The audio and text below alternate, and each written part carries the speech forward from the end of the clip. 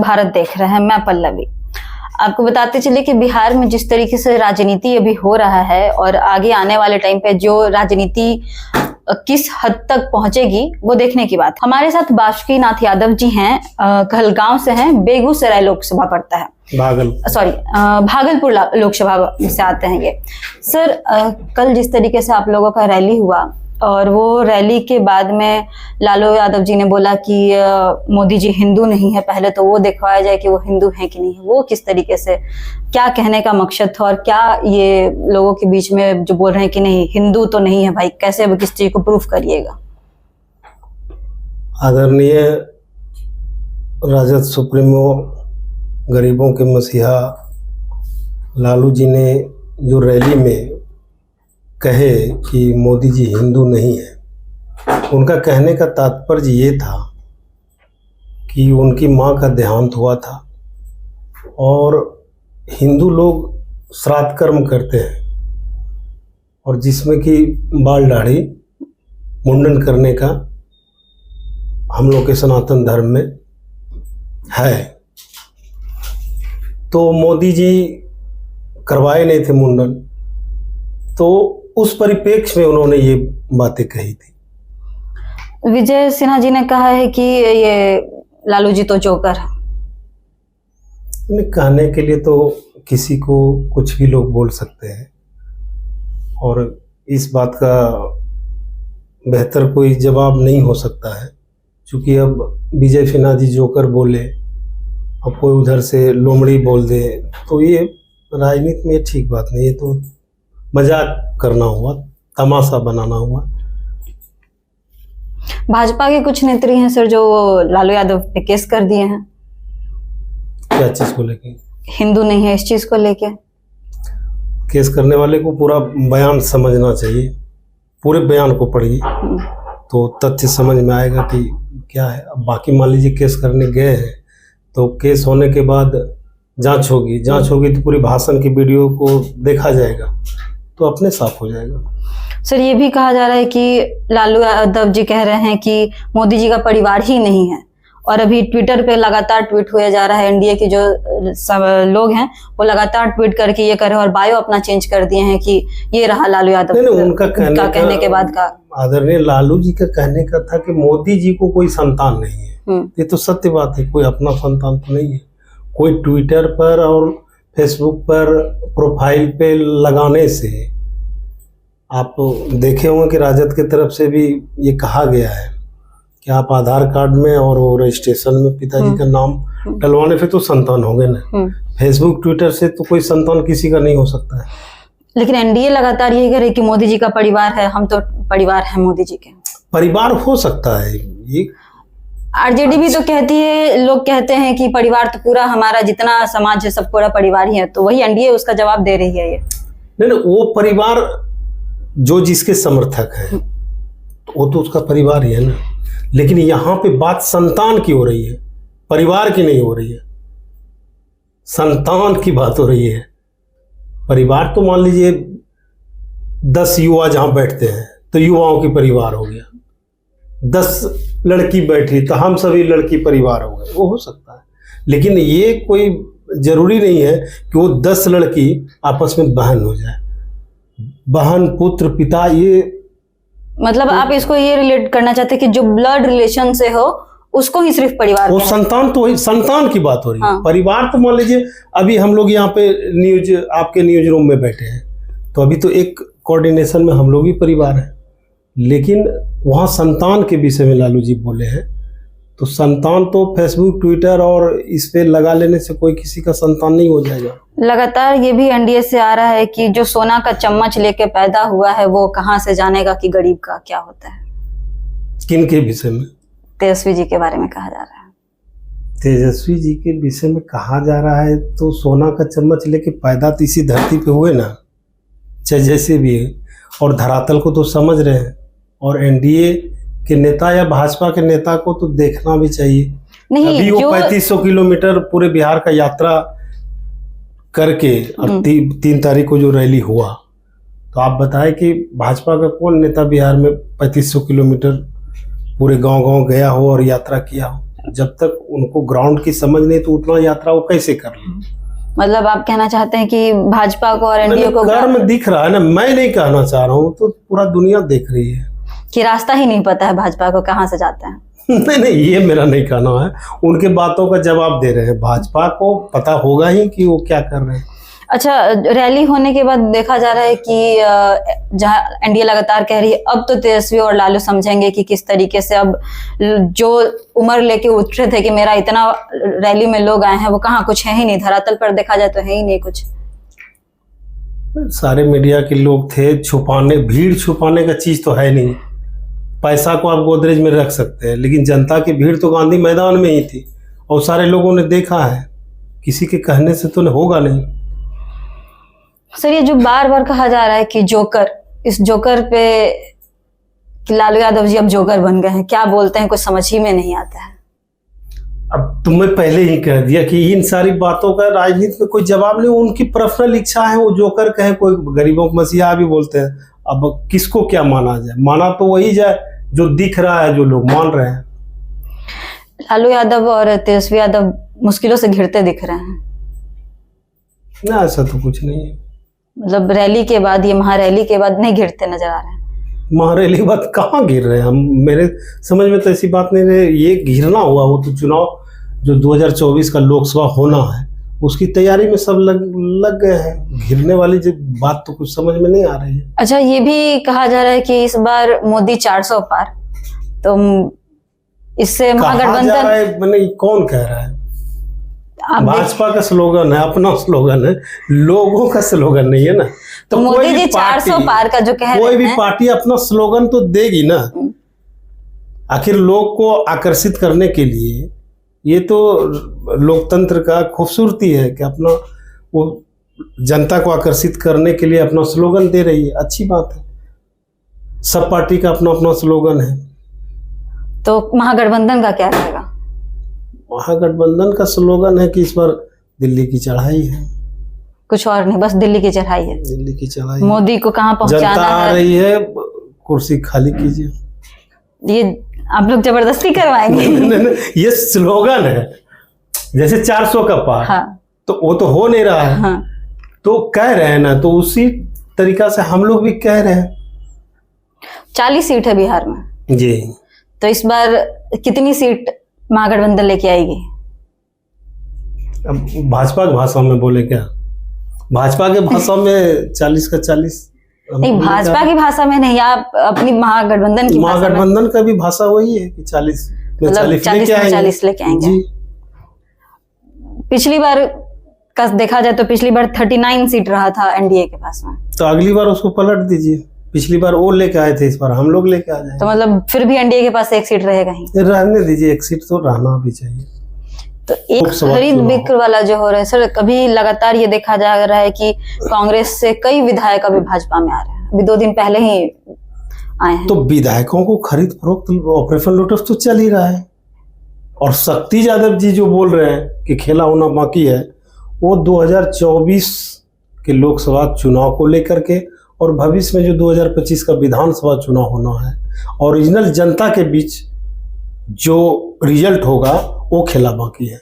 क्योंकि राजद विधायकों की खरीद फरोख्त में विश्वास नहीं रखती है। राजद किसी पर, आपने सुना कभी कोई विधायक कभी खरीद लिए राजद? ये सुने आप? सुनने की बात तो खैर अलग रही, लेकिन ये देखा जरूर जा रहा है कि भाजपा में नेता जुड़ रहे हैं, विधायक जो हैं भाजपा में जा रहे हैं। हाँ, तो ये कहना चाह रहे हैं कि भाजपा खरीदी है विधायक को? तो बिना खरीदे हुए तो गए नहीं होंगे ना। जैसे आपस में मान लिया जाए कि हम और आप हैं जी, एक परिवार है, तो एक परिवार में थोड़ा अनबन होता है, उस वजह से भी जा सकते हैं।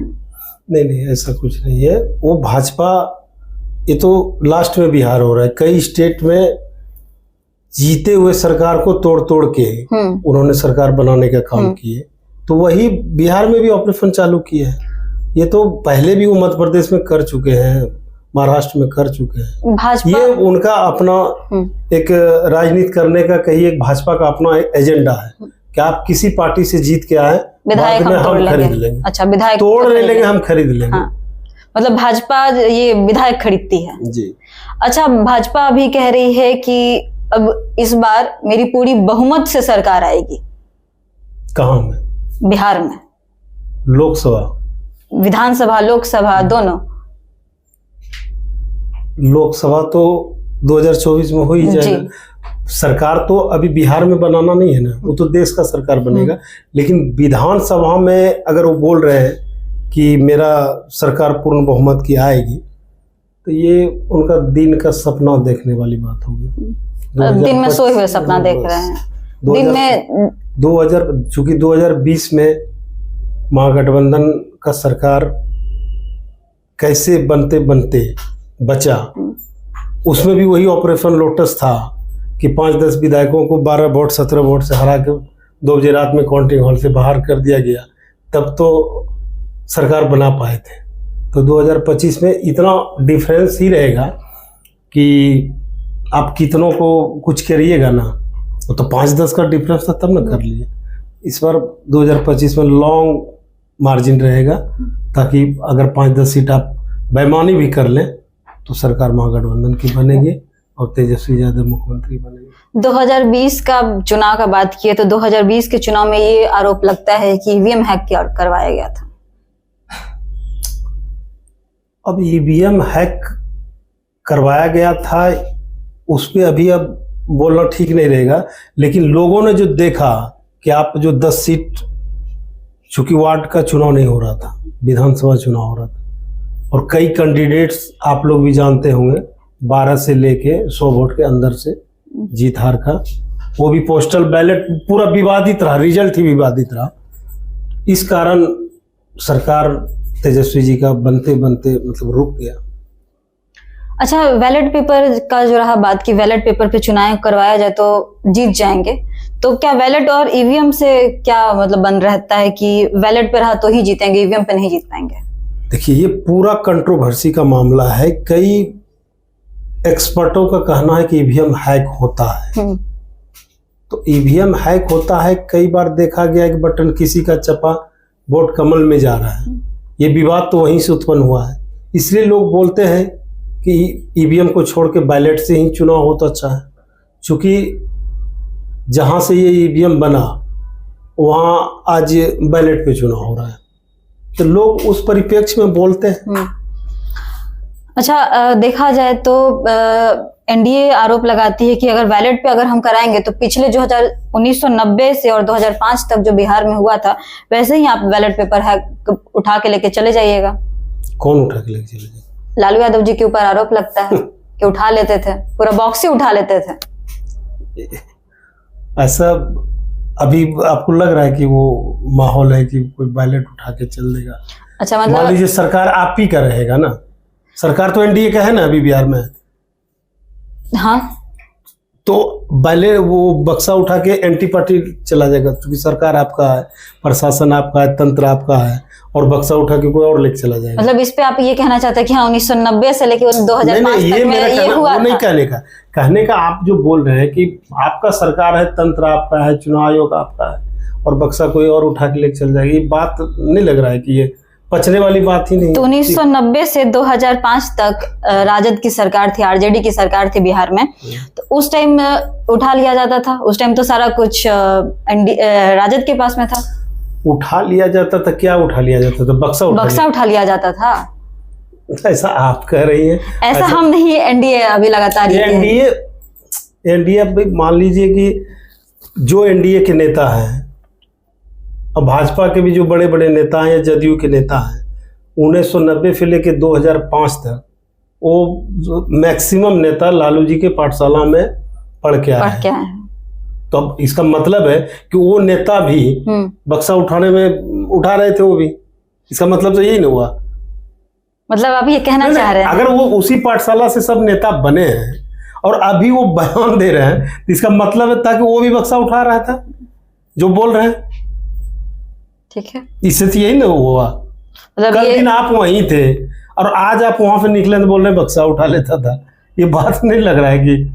अच्छा, आप कल की बात कर रहे हैं, तो कल की बात पे देखिए कि चचा जी जब साथ में थे तो सब ठीक था, चचा जी जब अलग हुए तो हमारा बनते बनते सब कुछ रह गया। इस पे तेजस्वी जी कहते हैं कि हमारी सरकार रही तो हम लोगों को रोजगार दे दिए, अब रोजगार दे के दिखाइए कैसे दीजिएगा। हम आपको आइडिया दिए, हम उसका कंक्लूजन निकाले, तो क्या मतलब ये तेजस्वी यादव ही पूरा रोजगार निकाले? क्यों नहीं बोलेंगे? नीतीश कुमार जी 2005 से मुख्यमंत्री हैं, 17 साल से मुख्यमंत्री हैं और पूर्ण बहुमत की सरकार है। कोई डिस्टरबेंस करने वाला भी नहीं था, विपक्ष भी बहुत कमजोर था और इतने दिनों से वो नौकरी नहीं दिए। और जब महागठबंधन की सरकार बनी तो जो भी नौकरी दिया गया तो गठबंधन के तहत वो तो दावा करेंगे कि हमारे गठबंधन में सरकार बनने के बाद नौकरी दिया गया, तो कोई भी रहेंगे तो बोलेंगे ही ना कि हमने किया, क्योंकि पहले ये किए नहीं थे। मतलब ये किए नहीं तो वो क्रेडिट ले रहे हैं कि हम किए हैं। क्रेडिट क्यों नहीं लेंगे? वही तो मैं कह रहा हूं कि क्रेडिट क्यों नहीं लेंगे? 17 महीने में उसी अवधि में ना नौकरी दिया गया है, क्योंकि नीतीश जी तो इग्नोर कर दिए उनके बात को। तेजस्वी जी जब भाषण में वादा कर रहे थे 2020 में कि 10 लाख युवाओं को हम रोजगार देंगे, कैबिनेट की पहली कलम से 10 लाख युवाओं को नौकरी देंगे, तो नीतीश कुमार जी का उस समय अभद्र बयान था कि कहां से देगा, वो संभव है, बाप के घर से पैसा लाएगा, ऐसा उनका बयान था। और वो चीज सत्य हुआ तो क्रेडिट तो लेना स्वाभाविक है। अच्छा, हर बार नीतीश कुमार जी कहते हैं कि घर वापसी हो गया है, चाहे वो महागठबंधन में जाए फिर एनडीए में आए, तो हम घर वापसी आ गए हैं, दोबारा कहीं नहीं जाएंगे, ऐसी हर बार। तो महागठबंधन ये मौका ही क्यों देती है कि हाँ भाई आप आइए, दरवाजा ही क्यों खोलती है? हमेशा के लिए दरवाजा बंद क्यों नहीं करती? कहा ना, नीतीश कुमार जी बोलते हैं कि हम घर वापसी आ गए, क्योंकि वो समाजवादी से जुड़े नेता है और उनका ओरिजिनल घर वहीं था, है ना? ये बात सत्य है ना कि लालू जी से ही निकले हैं ना, वो भाजपा से नहीं निकले। अब भाजपा को भी अपना पुराना सहयोगी इसलिए बोलते हैं कि वो 17 साल भाजपा के साथ भी रह गए, तो वहां भी जाते हैं तब बोलते हैं कि ये पुराना घर है मेरा। अब वहां से तो वो निकले ही हैं, तो दोनों घर पे वो दावा कर रहे हैं। अब गारंटी का जहां तक बात है तो गारंटी दोनों ओर से कोई कैसे ले सकता है? क्योंकि नीतीश कुमार जी, ये बात सत्य है कि कहते कुछ है करते कुछ है और ये कोई समझ भी नहीं पाता है कि उनके मन में क्या चल रहा है। लेकिन वो, मेरा मानना है कि अपने हिसाब से अपने सुविधा के अनुसार दोनों गठबंधन को वो यूज करते हैं। अच्छा, मतलब Nitish ji use and throw करते हैं अपने हिसाब से। अपने हिसाब से। तो महागठबंधन दरवाजा बंद क्यों नहीं कर दे रही है हमेशा के लिए? अभी कुछ दिन पहले लालू यादव जी का ये बयान था कि अब क्या करें, घर से रूठ के चला जाता है तो वापस आता है तो दरवाजा खुला रखना पड़ता है। जी सही थे, उन्होंने कहा घर का क्यों बंद क्यों नहीं, बार बार जो घर से जाए घर को वापस ही आए, तो उसके लिए दरवाजा क्यों नहीं बंद कर दिया जा रहा है? वो तो अमित शाह जी भी बोले, लालू जी ने तो कभी नहीं कहा या तेजस्वी जी ने नहीं कहा कि मैं सदा के लिए दरवाजा बंद कर दिया, लेकिन अमित शाह जी ने किसी नवादा के कि नीतीश जी कान खोल करके सुन लीजिए, ललन बाबू सुन लीजिए कि आपके लिए सदा दरवाजा बंद कर दिया गया, तो दरवाजा क्यों खोल दिए वो लोग? अच्छा, 2 तारीख को औरंगाबाद में जो रैली थी वहां पे नीतीश कुमार जी कह रहे थे कि अब हम आ गए हैं जी, अब कहीं नहीं जाएंगे जी। मोदी जी वहां बैठ के मुस्कुरा रहे थे, इसलिए वो मुस्कुरा ही नहीं रहे थे, बहुत जोर से हंस रहे थे। वो हंस इसलिए रहे थे कि ये अपने हिसाब से फिर जाएंगे, इसलिए उनको हंसी आ रही थी। मतलब जा रहे थे तो वो पहले ही उनके बात में ही लग रहा था कि अब बहुत जल्दी जाएंगे कहीं पे, इसलिए उनको हंसी आ रही थी। मेरा जो समझ है। आप लोग का जो वहां रैली हुआ, तेजस्वी जी कह रहे थे कि क्या मोदी जी गारंटी लेते हैं कि इस बार चचा जी को अपने साथ ही रखेंगे? हाँ, सही बात बोले, वो मोदी जी लेंगे गारंटी। तो इस तरीके तो मोदी जी इसी बात पर तो बोले, क्योंकि नीतीश कुमार जी जब बोल रहे थे तो मोदी जी को हंसी आ रहा था, तो जब उन्हीं को हंसी आ रहा है उनके बात पर, उनके सहयोगी की बात पर वही हंस रहे हैं, तो दूसरा लोग क्या बोलेंगे? दूसरा लोग तो यही बोलेंगे कि गारंटी लेंगे। और सही इस बात है चीज पे ये भी तो देखा जा सकता है ना कि तेजस्वी जी बोल रहे हैं तो अब मैं आपके लिए दरवाजा मेरे तरफ से बंद हो गया, तब गारंटी ले लीजिए, आप छोड़ दिए हम।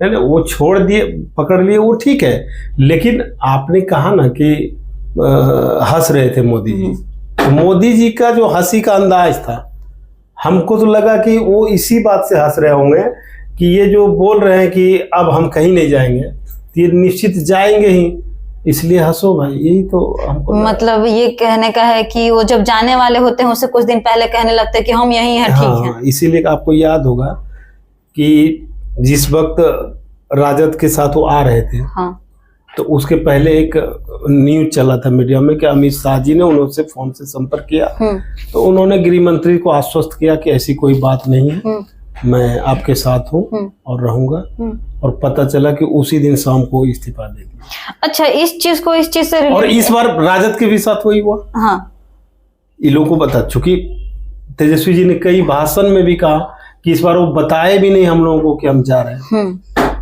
अच्छा, ये रहा जाने की बात, इस चीज से ये रिलेट किया जाता है, मोदी जी जब जो नीतीश कुमार जी कह रहे हैं कि यहीं पे हैं और हम ठीक हैं, शक्ति आज भी बोल रहे हैं कि खेला हो सकता है, तो रिलेट किया जा सकता है क्या दोनों को?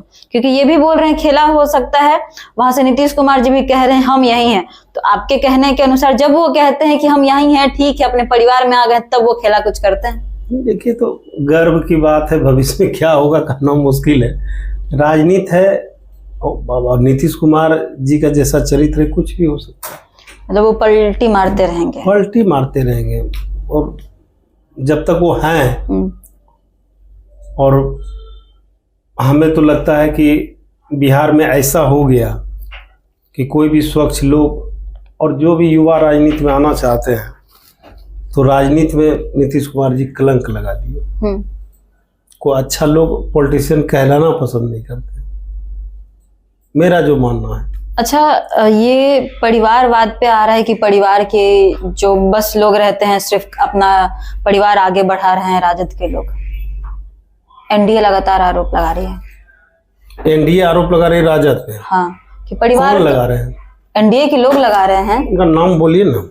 एनडीए के लोग लगा रहे हैं। एनडीए के कोई उन नेताओं का नाम बोलिए ना, नाम को खोलिए तब मैं बताऊंगा।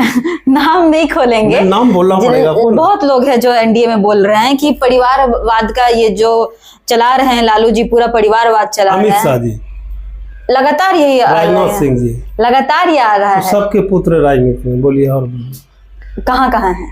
सबके हैं। अनुराग ठाकुर हिमाचल प्रदेश के मुख्यमंत्री के पुत्र है ना।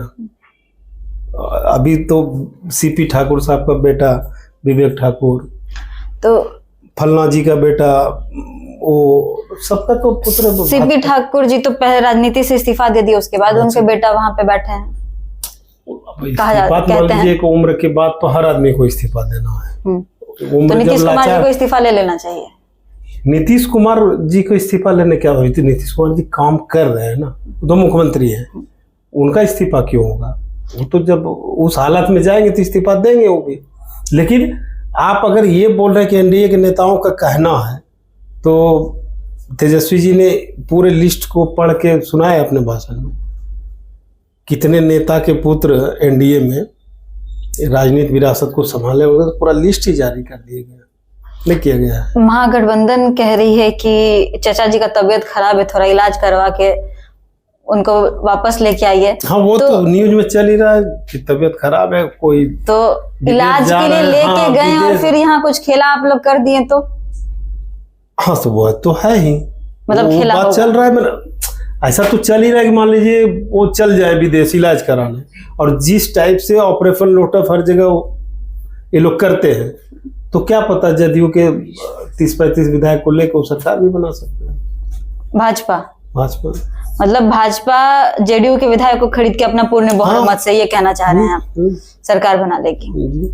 माने जो ये परिस्थिति को प्रोपेगेंडा बना रहे हैं, उसका अंत तो यही ना होगा कि विदेश में गए, खेला तो उन्हीं के साथ होना है ना। महागठबंधन तो पिक्चर में है नहीं, महागठबंधन तो अलग है। अब मुख्यमंत्री वो हैं, भाजपा का सपना है कि उनको हटा के हम अपना मुख्यमंत्री बनाए, तो होना तो उन्हीं दोनों में ना कुछ है। महागठबंधन तो पिक्चर से हटे हुआ है। अच्छा, नीतीश कुमार जी हमेशा जिसके साथ भी, चाहे वो महागठबंधन के साथ जाए चाहे एनडीए के साथ में रहे, कुर्सी पे वही चाहते हैं बैठे रहे, किसी और को वो नहीं देना चाहते हैं। इसका कोई जवाब है? उसी का तो नाम नीतीश कुमार है, इसका तो यही जवाब है। अभी बिहार में देखा जाए काफी ऐसे युवा जो हैं, इसलिए तो उनको लोग कुर्सी कुमार भी कहते हैं। कुर्सी तो उनको चाहिए, कुर्सी के बिना वो रह नहीं सकते हैं। मतलब वो जब तक जिंदा रहेंगे तब तक।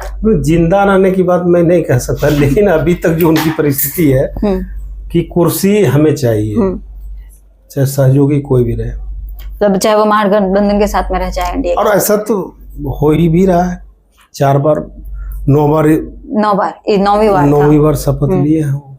मतलब वो पिछले 18-19 साल की राजनीति में 9वीं बार लिए, और गठबंधन कई बार बदला गया लेकिन मुख्यमंत्री वही रहे। कुर्सी कुमार ही रहे मुख्यमंत्री, वही रहेंगे भी। खत्म करें, रहेंगे तो फिर तेजस्वी कैसे मुख्यमंत्री बनेंगे? वो तो 2025 में बनेंगे। नीतीश कुमार ही जब कुर्सी कुमार कहलाते हैं तो लगातार वही बैठे रहेंगे, तो तेजस्वी कैसे फिर मुख्यमंत्री बनेंगे बिहार के? जनता बनाएगी। जब विधानसभा चुनाव होगा तो उस समय तो कुर्सी कुमार का कुर्सी खाली होगा ना। चुनाव का जब रिजल्ट होगा तब तो कुर्सी खाली करिएगा ना। हर पार्टी तो यही कहती है कि हमारी पूर्ण बहुमत से सरकार आ रही है। हर बार कहती है, तो 2020 में तो सरकार राजस्थान में देखिए, छत्तीसगढ़ में देखिए, एमपी में देखिए, तीनों जगह चुनाव हुआ, तीनों जगह ये भी कहा जा रहा है कि हमारे साथ धोखाधड़ी हुआ है। उस टाइम कांग्रेस कह रही थी एमपी में कि हमारी पूरी तरीके से सरकार आ रही है, लेकिन सरकार पलट गई। देखिए, कोई भी राजनीतिक पार्टी ये कोई थोड़ी बोलता है कि हम हार रहे चुनाव।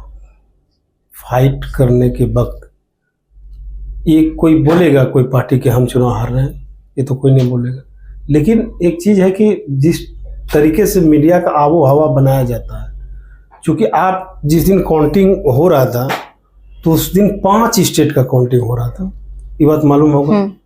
लेकिन उसमें 3 राज्य का ही रिजल्ट पर पूरा फ्लैशिंग हो रहा था कि 3 जगह भाजपा की सरकार बन रहा है। तेलंगाना कांग्रेस जीत गई, ये कभी उसमें सुन रहे थे उस समय? अच्छा, तेलंगाना पे एक बात बताइए कि तेलंगाना में ईवीएम हैक का आरोप क्यों नहीं लग रहा है? वहां तो सरकार आ गई ना कांग्रेस की। वहां पे आरोप इसलिए, वहां भाजपा फाइट में ही नहीं था, वहां तो लड़ाई में उठे ही नहीं। तेलंगाना में तो लड़ाई में नहीं थे, इसलिए ईवीएम का नहीं लगा। क्योंकि ईवीएम का लगना नहीं लगने की बात नहीं हो रही है, बात ये हो रहा है कि वहां पे वो फाइट में नहीं थे। और जब 5 स्टेट का काउंटिंग हो रहा था तो मीडिया को दिखाना चाहिए ना कि 5 स्टेट का काउंटिंग हो रहा था। ये भी बोलना चाहिए साथ साथ कि 3 स्टेट में भाजपा जीती और तेलंगाना कांग्रेस जीती, नए राज्य को उन्होंने हासिल किया, ये कोई बोल रहा था उस दिन? अच्छा, मतलब इस चीज, उस अचीवमेंट को कहाँ कोई बोल रहा था? कांग्रेस के लिए तो वो अचीवमेंट था ना, एक नए राज्य में उनकी नई सरकार बन रही थी, तो हेडलाइन न्यूज था, लेकिन वो न्यूज बना ही नहीं। मतलब ये है कि भाजपा मीडिया को भी अपने साथ में रखती है? रखती नहीं है, रखे हुए हैं, ये बोलिए। शक्ति में नहीं जाइए, रखे हुए हैं। मतलब मीडिया को रखी हुई है, मीडिया उनके सपोर्ट में ही रहता है। सपोर्ट ही नहीं, मीडिया सपोर्ट तो अलग चीज हुआ, पूरी तरीका से उन्हीं के लिए काम कर रहा है। सपोर्ट तो अलग चीज है कि एक अच्छा चीज होगा तो सपोर्ट करेंगे, और कुछ गलत होगा तो हो सकता है कि मीडिया विरोध कर दे। लेकिन जिस मीडिया को उसी के हिसाब से चलना पड़ रहा हो तो वहाँ शक्ति का बात थोड़ी है, उन्हीं के हिसाब से ही करना है। आप देखिए कितना चैनल वाले सब पुराने महारथी सब कहाँ हैं अभी? रवीश कुमार जी कहाँ हैं? अपना खुद का चला रहे हैं, खुद का चला रहे हैं ना। कहाँ थे वो? प्राइम टाइम पूरा देश बैठता था सुनने के लिए। वो वाजपेयी जी कहाँ हैं? पुण्य प्रसून वाजपेयी जी कहाँ हैं? आज तक के हेडलाइन पे बैठते थे वो।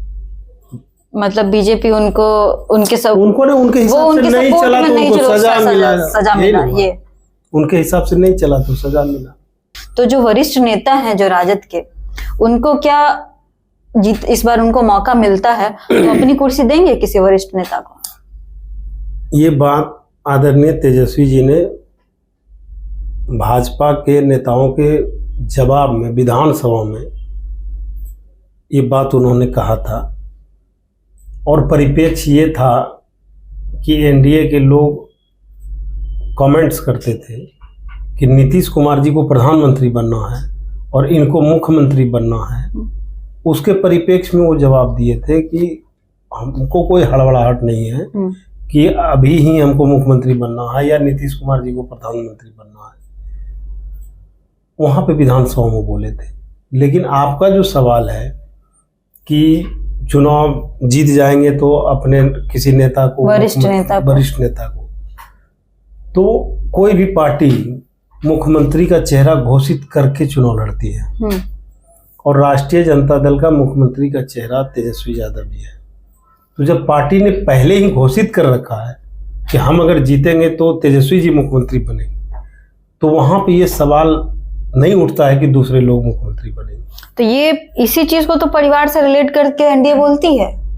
एनडीए भाजपा जो बहुत स्टेट में मुख्यमंत्री घोषित करके चुनाव लड़ती है कि ये योगी जी मुख्यमंत्री होंगे। यूपी में एमपी में देखा जाए, छत्तीसगढ़ में देखा जाए, राजस्थान में देखा जाए, तो उदाहरण की बात कर रहे हैं कि एमपी, मध्य प्रदेश, छत्तीसगढ़ में क्या किया उन्होंने, उस बात को छोड़ दीजिए। लेकिन पहले जो था, अभी यूपी में चुनाव हुआ तो उन्होंने पहले घोषित करके रखा था कि योगी जी मुख्यमंत्री बनेंगे। अभी लोकसभा चुनाव है तो पहले ही घोषित कर दिए कि नरेंद्र मोदी जी प्रधानमंत्री बनेंगे। तो वहां पे जब घोषित करके चुनाव लड़ा जाता है तो अभी नरेंद्र मोदी दूसरे को प्रधानमंत्री बना देंगे। 400 पार जब कर जाएंगे तो दूसरे को प्रधानमंत्री बना देंगे। बताइए आप ही। तो अभी आपने कहा कि ये तेजस्वी जी कह रहे थे कि ना हमको अभी मुख्यमंत्री बनना है, न चचा को भी प्रधानमंत्री बनना है। वही बात साथ में थे तो तब कह रहे थे, अब अलग होने के बाद तो कहेंगे ना कि हमको मुख्यमंत्री बनना है। हाँ, वो तो कहेंगे ही। हम तो कहा ना कि वो विधानसभा में भाजपा के नेताओं के जवाब में उन्होंने ये बात कहा था, वो कमेंट्स था उन लोगों का, तो उन्हीं के जवाब में उन्होंने वो कहा था। लेकिन जब मुख्यमंत्री का घोषित करके चुनाव जब 2025 में होगा तो पार्टी की तरफ से उम्मीदवार मुख्यमंत्री के तेजस्वी जी हैं, तो जब रिजल्ट पक्ष में आएगा तो मुख्यमंत्री नेचुरल है कि वही बनेंगे। और चचा जब फिर साथ में हुए तो उस समय का देखा जाएगा। चाचा जी अभी हैं नहीं, चाचा जी जब साथ आएंगे तो उस समय देखा जाएगा। लेकिन अब चाचा जी आवे, चाची जी आवे, 2025 में मुख्यमंत्री तेजस्वी जी होंगे। चाचा जी आ भी जाएंगे तो भी इस बार मौका नहीं देंगे। नहीं, इस बार 25 में मुख्यमंत्री, मतलब पहले ही बॉन्ड साइन करवा लेंगे क्या? बॉन्ड साइन कराने की क्या जरूरत है? मतलब मुख्यमंत्री के सवाल पर 2025 में किसी से कोई समझौता नहीं है। अच्छा, बिहार युवा मांग रही है, युवा हमको मुख्यमंत्री चाहिए, तो चिराग पासवान नहीं हो सकते हैं? क्यों नहीं हो सकते? क्यों नहीं हो सकते हैं? अगर उनको बहुमत के जो एमएलए हैं अगर उनको मिल जाए तो क्यों नहीं हो सकता? मतलब ये महागठबंधन में आने के बाद ही, या फिर अलग रहेंगे फिर भी, एनडीए के साथ रहे फिर भी, या फिर महागठबंधन के साथ आए तभी? चिराग जी जी, चिराग जी अगर एनडीए में हैं तो ये तो एनडीए का कर्तव्य बनता है कि उनको मुख्यमंत्री बनाएंगे कि नहीं बनाएंगे। और अगर महागठबंधन में आए तो? महागठबंधन में आएंगे तो तेजस्वी जी के साथ काम करेंगे। मतलब फिर भी तो कुर्सी तो तेजस्वी जी के पास ही रहेगा, डिप्टी सीएम बना सकते हैं या फिर सीएम? मुख्यमंत्री तेजस्वी जी बनेंगे, बाकी कौन क्या बनेंगे वो राजनीतिक परिस्थिति तय होगा, लेकिन मुख्यमंत्री उन्हीं को बनना है। चाहे चाचा जी भी अब आएंगे तो चाचा जी को भी अपने भतीजा को मुख्यमंत्री मानना होगा। इस पर कोई उपाय नहीं है। कोई उपाय नहीं है। तो सुना आपने कि इस बार कुछ भी हो जाए, चचा जी आए या ना आए, मुख्यमंत्री तो तेजस्वी यादव ही रहेंगे। तो फिलहाल के लिए इतना ही। आप देखते रहिए निष्कर्ष भारत। नमस्कार।